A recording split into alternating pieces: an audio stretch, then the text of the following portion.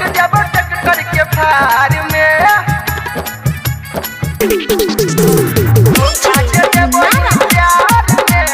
कट जब टक्कर के फार में हिटकी बाजार presented by DD Production House Sakri शादी के कार्ड छपा गेल गे मरवा के बस कटा गेल गे शादी के कार्ड छपा गेल गे मरवा के बस कटा गेल गे अब तू छोड़ के चल जेबही छौरी अपना ससुराल में धोखा जे देबही प्यार में तो कट जेबो ट्रैक्टर के फार में के धोखा जे देबही प्यार में तो कट जेबो ट्रैक्टर के फार में कट जब टक्कर के फार में धोखा दे देबो प्यार में कट जब टक्कर के फार में हिटकी बाजार मधुबनी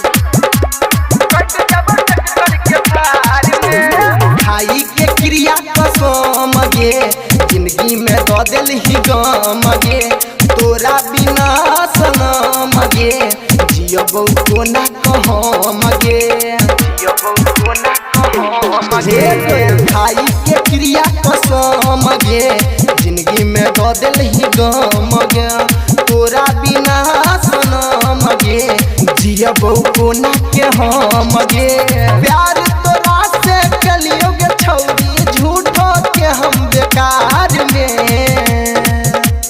धोखा जे देबही प्यार में तो कट जेबो ट्रैक्टर के फार में के धोखा जे देबही प्यार में तो कट जेबो ट्रैक्टर के फार में कट जब टक्कर के फार में धोखा दे देबो प्यार में कट जब टक्कर के फार में हिटकी बाजार मधुबनी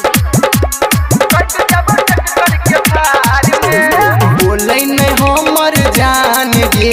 भ गेलो कोन मजबूरी गे झूठो के करके बहाना गे रहै छही तोय दूर गे हे गई बोलै नहीं हमर जान गे भ गेलो कोन मजबूरी गे झूठो के करके बहाना गे रहै छही तू दूर गे तोरा बिना नहीं जीतौ सोनू सनी संसार में धोखा जे देबही प्यार में तो कट जेबो ट्रैक्टर के फार में के धोखा जे